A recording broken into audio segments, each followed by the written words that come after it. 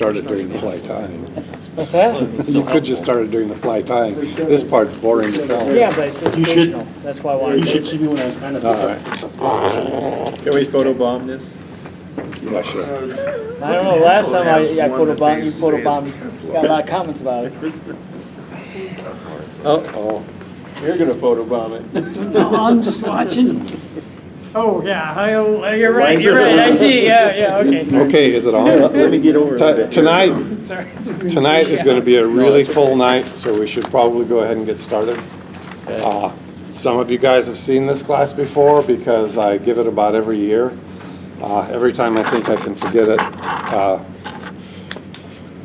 Kuni Mizuta tells me, no, do it once more. So anyway, this is basically a class on various threads. There are classes online too if you want to reinforce what you're going to learn tonight, because there's a lot more than I'll remember to tell you. The thread industry started out, well, if you want to go clear back to the 1600s, using horsehair to tie flies. Dame Julia. Yeah. And later on, about the 1800s, they started using silk. And silk is still used today to tie flies. It's, in fact, this is tying silk right here. And it's fairly small. It's actually easy to manipulate. One of the wonderful things about it is it takes dubbing real well. And also, if you wax it, it'll take dubbing even better. What's the relative cost? The relative cost is much higher. $40. It's it's not all that bad. It's about 7 or 8. It's about the same as gel spun, as GSP. So let's start off with the unit threads. They're braided round, so they're a little bumpier on the hook. In fact, let me do some 6/0 here on the hook.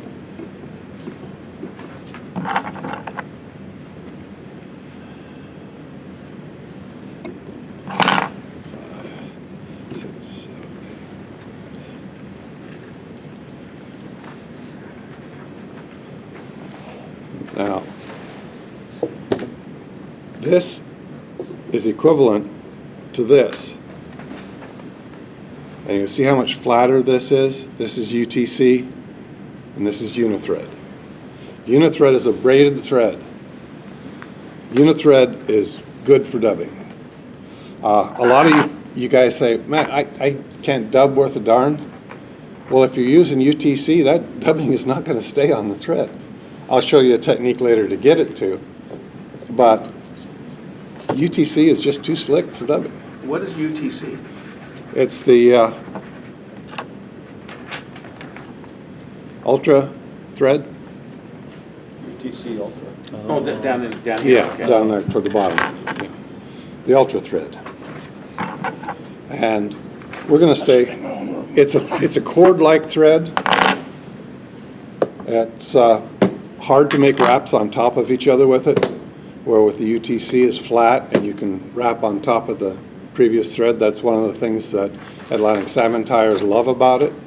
It also makes it a little harder to deal with sometimes. 6/0 is good for flies 14 and up. If you want smaller flies, use 8/0. It's good for beginners. If you tend to tug on your hook a little bit, it's stronger than UTC per size. Of course, the sizes don't exactly match either. There used to be 2, now there are 3 industry standards for the thread. And what's really bad is between companies that make the thread, the standard isn't standard. So you've got the 0 standard, the 6/0 threads, the 8/0 threads, but one company makes a 6/0 that's a different size than another company's 6/0. So get used to what you're using. I use Danville, so I know that the 6/0 is always going to be the size I'm used to.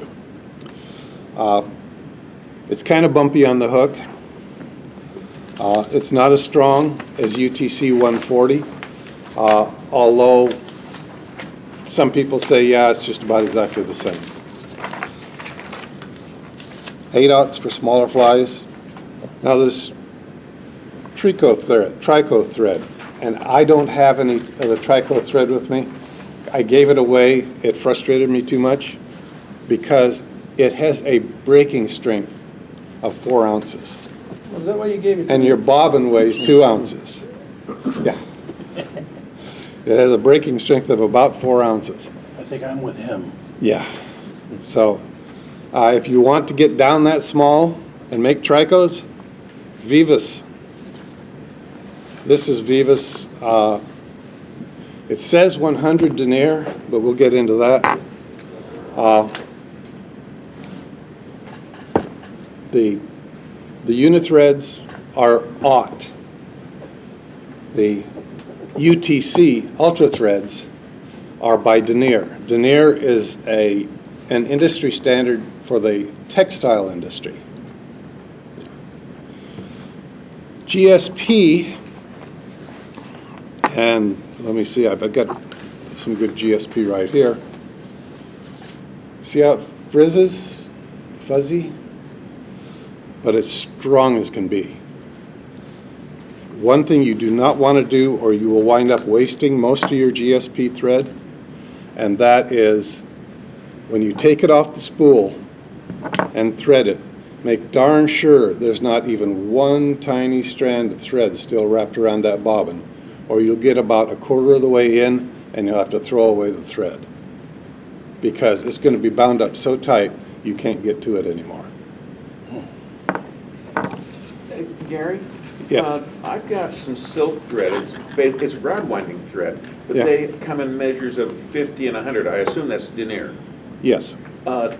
Which is bigger and which is smaller? In the denier world, the larger number is larger thread. In the aught world, the larger number is smaller thread. Okay, so my 50 denier is half the size of 100 denier? Right. Okay. And in the GSP world, it is getting really weird because I've seen catalogs in the US call this GSP 100 denier. In Europe, it's called 10/0. But what the 100 actually stands for is there are 100 strands in this thread. It's the number of strands in the thread. It has nothing to do with denier, has nothing to do with the aught system. But people are so used to those systems that now the catalogs are starting to show up with the word denier in them in the US and the aught system in Europe. So you will be winding up being confused about that. Okay. The trico threads, and there's also another one that's that small. Just stay away from them unless you're tying size 20 and 22 and 24 hooks, because you just are not going to be able to control them if you're used to tying larger flies.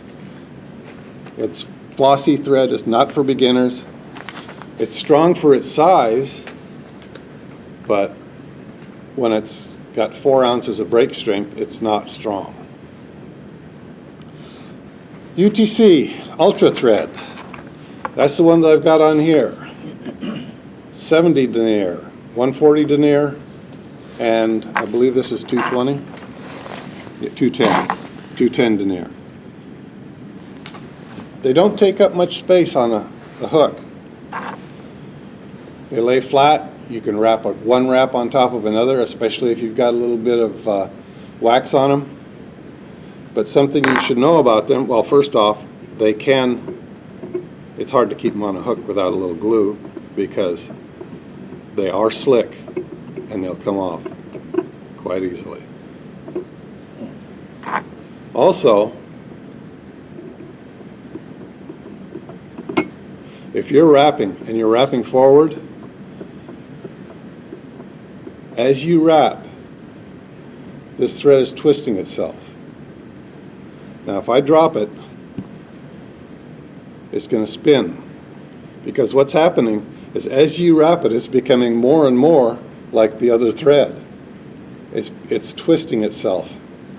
If you want that, that's great. It makes it stronger.